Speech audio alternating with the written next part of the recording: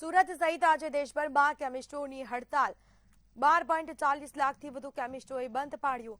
Online pharmacy ઉપર પ્રતિબંધ મૂકવાની માંગ કરવામાં આવી. કોર્પોરેટ કંપનીઓ દ્વારા અપાતું ડિસ્કાઉન્ટ બંધ કરવાની માંગ. ઓનલાઈન મળતી નકલી દવાઓથી સ્વાસ્થ્યને જોખમ, નશાકારક દવાઓથી યુવાધનને બચાવવામાં આક્રોશ.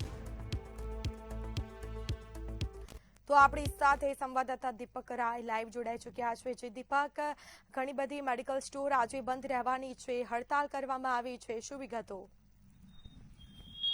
જે હિસાબે આજે દેશભરમાં જે મેડિકલને બંધ કરવાનું એલાન કરવામાં છે, ખાસ કરીને વાત કરી હતી જે સુરત શહેરથી લઈને આખા દેશમાં છે આજે 12.40 લાખ જેવા મેડિકલ સ્ટોર છે બંધ રાખવામાં આવશે. કેમ કે ખાસ કરીને લોકોને માંગ છે કે જે ઓનલાઈન મેડિકલમાંથી દવા મળતી એ બંધ કરવામાં આવે છે.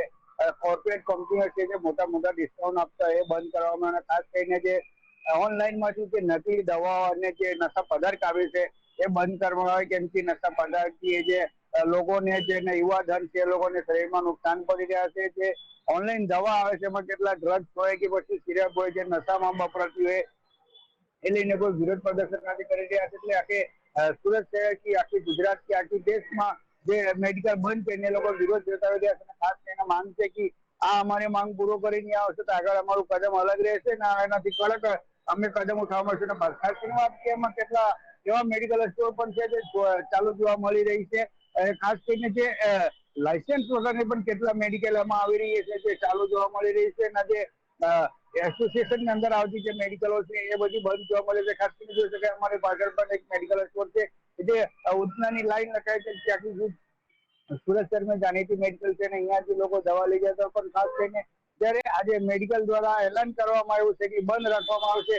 આખી રાજ્યો કે આખી દેશને 12 લાખ ઉપર જે મેડિકલો છે એને બંધ રાખવા માટે એલાન કરવામાં આવ્યું છે.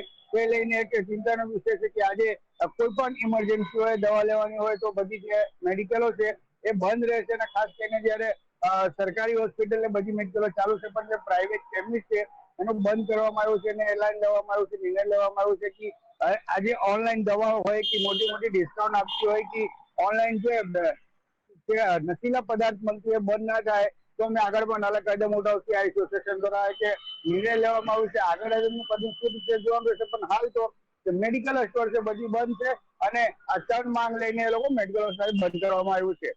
જી બિલકુલ, જાણકારી આપવા બદલ આપનો આભાર.